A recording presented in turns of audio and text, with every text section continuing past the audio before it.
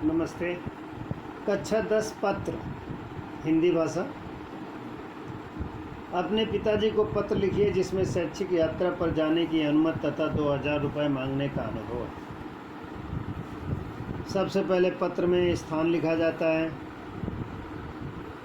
फिर दिनांक। पूज्य पिताजी, सादर चरण स्पर्श। आपका भेजा पत्र मिला, पढ़कर खुशी हुई कि आज आप भी कुशल से होंगे। मैं भी यहाँ कुशल रहकर प्रथम सत्रीय परीक्षा की तैयारी में लगा हूँ।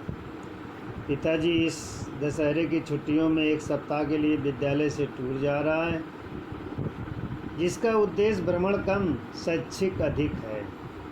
इसमें 40 छात्र हैं, 4 अध्यापक हैं तथा व्यायाम शिक्षक जा रहे हैं। इस टूर में हरिद्वार, ऋषिकेश, देहरादून, मसूरी, रानीखेत आदि स्थानों को दिखाया जाएगा। ये पर्वतीय स्थल एक और स्वास्थ्य के लिए लाभदायी हैं और दूसरी ओर सामाजिक अध्ययन तथा भूगोल विषय के लिए विशेष उपयोगी हैं। इस अवधि में पढ़ाई का विशेष नुकसान भी नहीं होगा। इसमें शामिल होने के लिए आपकी लिखित अनुमति तथा खर्च के लिए 2000 रुपये की आवश्यकता है। मुझे विश्वास है कि इसमें शामिल होने के लिए आप सहर्ष अनुमति देंगे। पूज्य माताजी को सादर चरण स्पर्श तथा छोटी बहन को प्यार। पत्रोत्तर शीघ्र देना। आपका आज्ञाकारी पुत्र। अब दूसरा पत्र है। आप राजस्थान के निवासी हैं।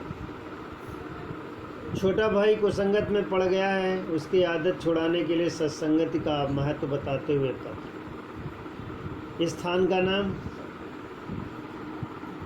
जिला और प्रदेश, तारीख।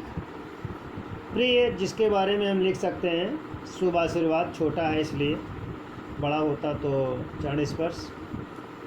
कल पिताजी का पत्र मिला। सबके स्वस्थ एवं प्रसन्न होने की बात जानकर एक और खुशी हुई, वहीं दूसरी ओर यह जानकर कि तुम कुछ बुरे लड़कों की संगत में पड़कर बिगड़ रहे हो तो दुख भी हुआ।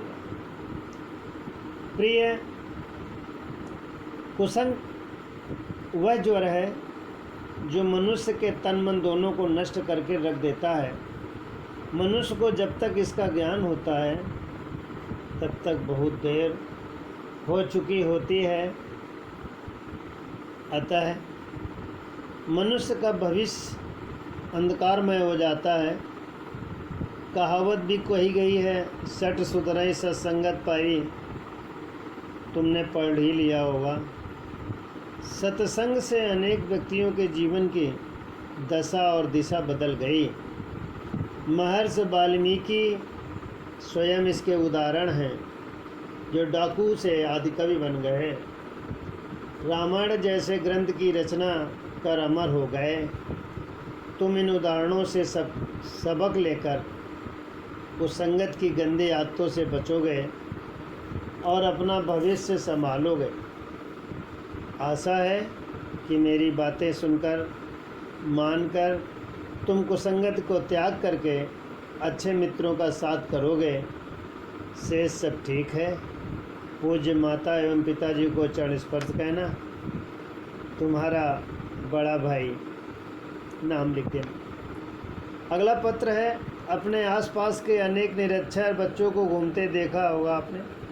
उन्हें साक्षर बनाने की दिशा में कदम आपने अपने मित्रों को जानकारी देते हुए पत्र लिखना है, जो इस प्रकार है। स्थान का नाम, मित्र का नाम सादर नमस्ते।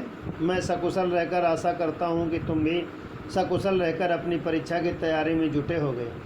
पिछली बार तुमने पत्र में पूछा था कि परीक्षा की समाप्ति के बाद तुम क्या कर रहे हो। मित्र, परीक्षा समाप्त होते ही मैंने ऐसा कुछ करने का निश्चय किया जिससे दूसरों के जीवन में प्रकाश फैल सके। मेरी कॉलोनी के निकट ही मजदूरों की एक बस्ती है।